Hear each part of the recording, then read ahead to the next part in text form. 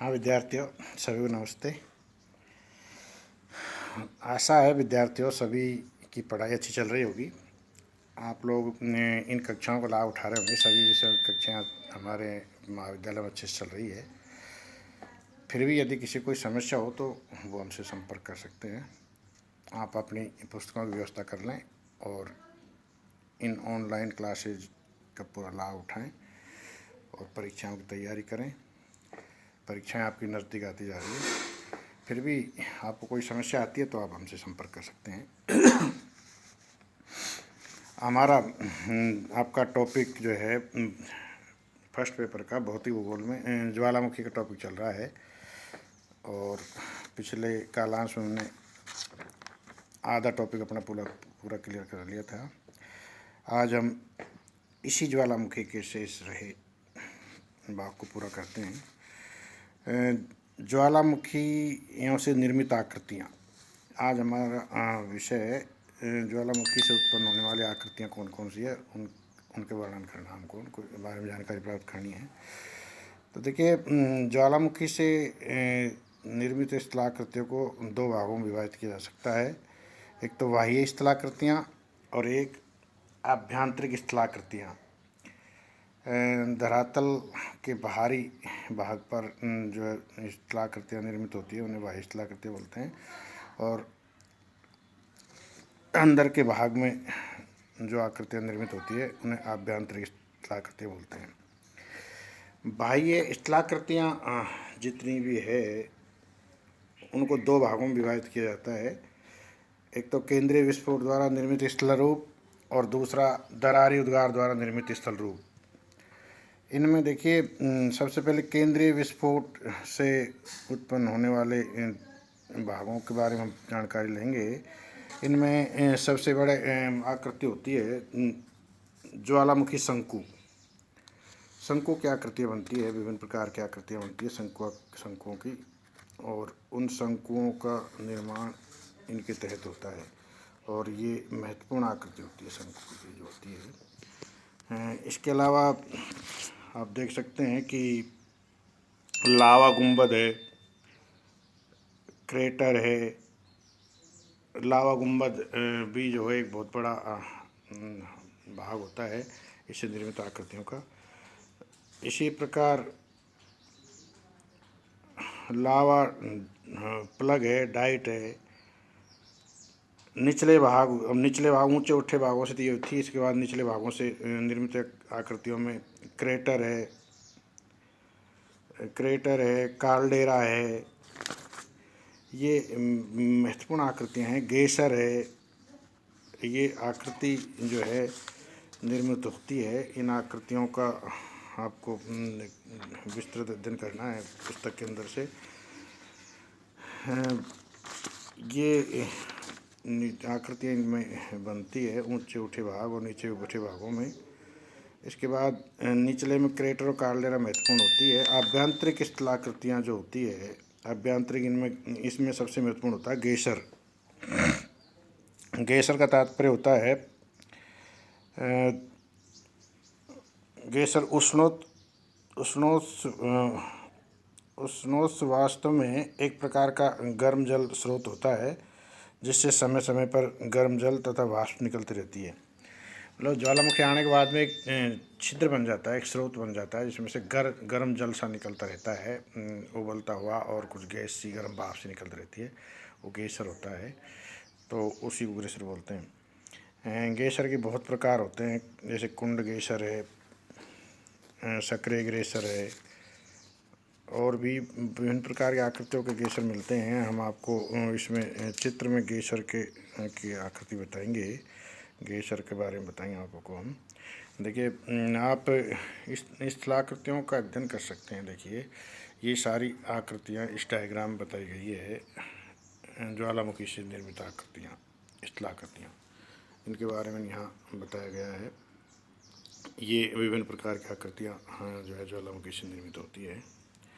इसी के साथ ये आकृतियाँ हैं, इनको भी आप देखेंगे। तो देखिए, शंकुआकार आकृति है विभिन्न प्रकार की, ये भी ज्वालामुखी से ही निर्मित होती हैं। ये आकृतियाँ हैं। इसके बाद कार्लडेरा देखेंगे आप, कार्लडेरा, ये कार्लडेरा घोंसलादार कार्लडेरा इसको बोलते हैं कार्लडेरा। इसमें जो है बहुत बड़ी झील सी बन जाती है और पानी भर जाता है कई बार इसमें। ये अलग प्रकार की एक आकृति होती है, ये कार्लडेरा कहलाता है। एक है गेशर, जिसके बारे में अभी हम बता रहे थे आपको। ये देखिए, ये गेशर है, ये चट्टान है, इनसे गर्म पानी तब लावा निकल रहा है, इसमें बाहर निकलता रहता है। ये छिद्र होता है, इससे बाहर निकलता है, ये गेशर कहलाता है। इस प्रकार ज्वालामुखी क्रियाएं जो है दोनों ही प्रकार की आकृतियों का निर्माण करती है। बाहर निकलने पर अपने बिछाए हुए मलबे, लावा या अन्य सामग्री के द्वारा जो आकृतियाँ बन जाती है वो बाह्य आकृतियाँ होती है। इनमें भी दो प्रकार की आकृति होती है। एक तो ऊपर की तरफ उठी हुई आकृतियाँ होती है, ऊपरी भाग, ऊपर की तरफ उठे हुए भाग, और एक होते हैं नीचे की तरफ फैल जाते हैं, और नीचे की तरफ जमा भाग, निचले भागों में जमा भाग। तो दोनों ही प्रकार से जमा होने वाले पदार्थों से आकृतियों का निर्माण होता है, यह सत्य है।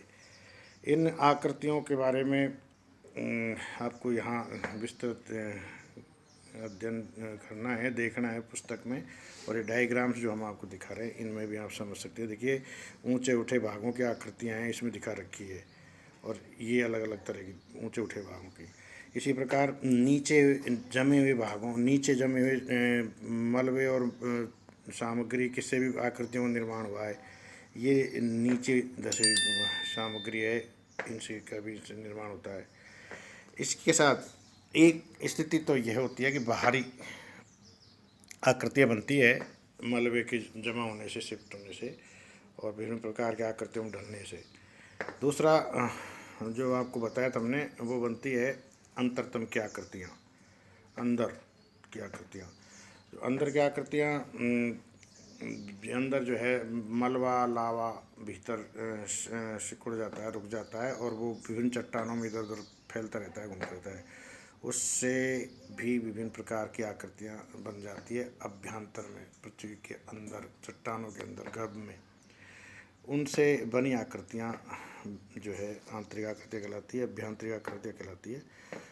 और इनमें प्रमुख रूप से यदि हम देखना चाहें तो देखिए, अभ्यंतरिक आंतरिक, इनमें आंतरिक लावा गुंबद, आंतरिक लावा गुंबद, ये बहुत बड़ा गुंबद सा बन जाता है अंतरतम में लावा का। वो बाहर नहीं निकल पाता और वो अंदर अंदर जमता रहता है, उससे गुंबद सा बन जाता है, वो आंतरिक लावा गुंबद कहलाता है। बैथोलित एक चट्टानों के विभिन्न ऊपरी कठोर चट्टानें, अंदर चट्टानों में दरारें होती है, तो विभिन्न प्रकार से वो लावा और मलबा घूमता रहता है उनमें और जमता रहता है, तो एक आकृति बनती है बैथोलित। बैथोलित भी एक आकृति है। इसी प्रकार एक बनती है लैकोलिथ। लैकोलिथ भी एक आकृति है जो अंदर ही इन लावा के द्वारा निर्मित होती है और अंदर ही जमा लावा से बनती है। इसी प्रकार है लोपोलिथ। लोपोलिथ भी आंतरिक भाग में बनने वाली प्रमुख ज्वालामुखी आकृति है। एक है डाइक।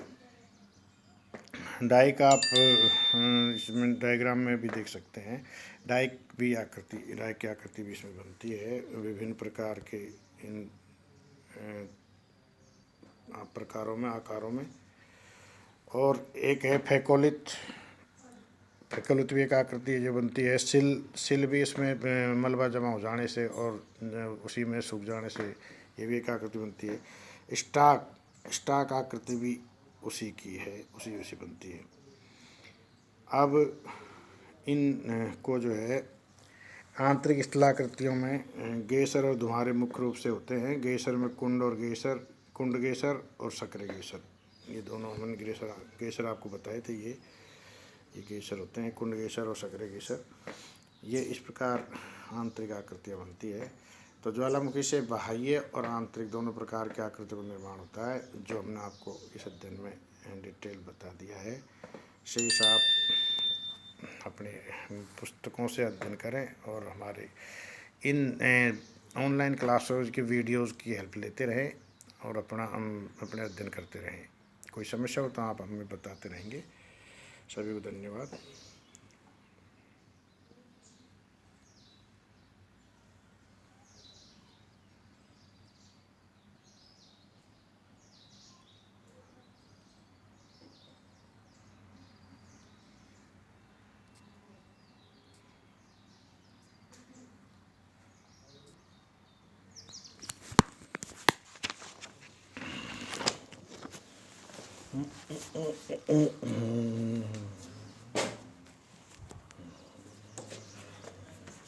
दर्द है रे, दर्दियों के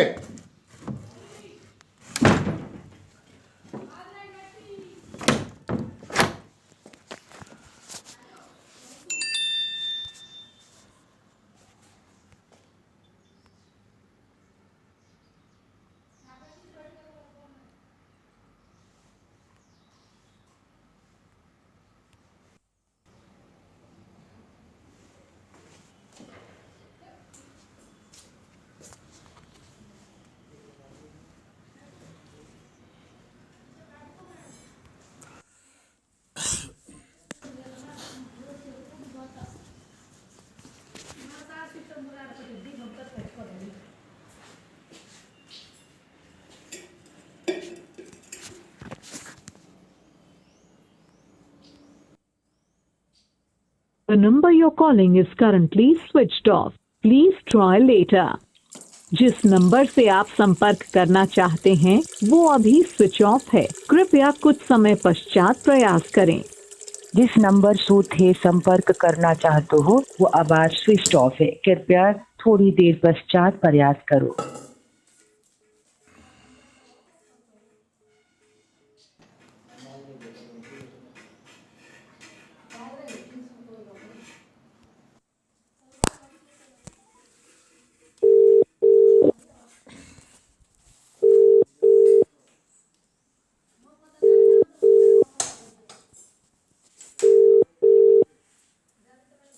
अरे दही के तेज और हमको दिया कौन खावा दिया चुने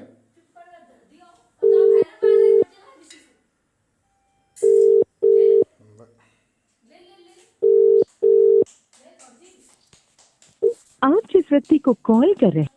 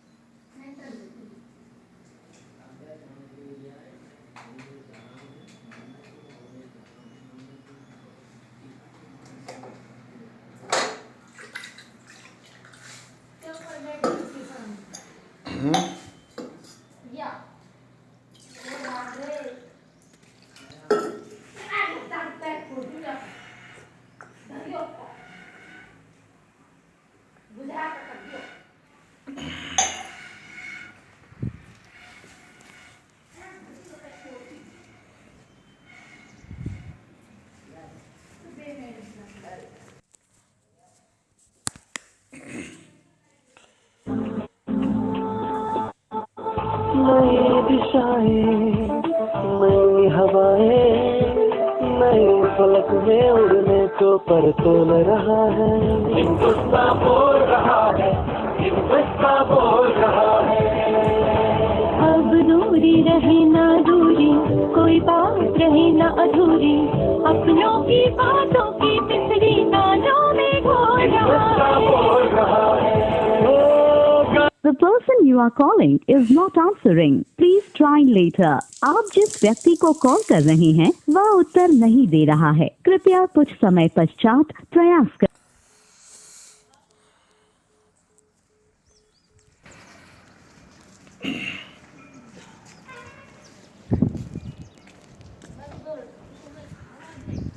चिड़िया खा थाड़ी लगाई है ना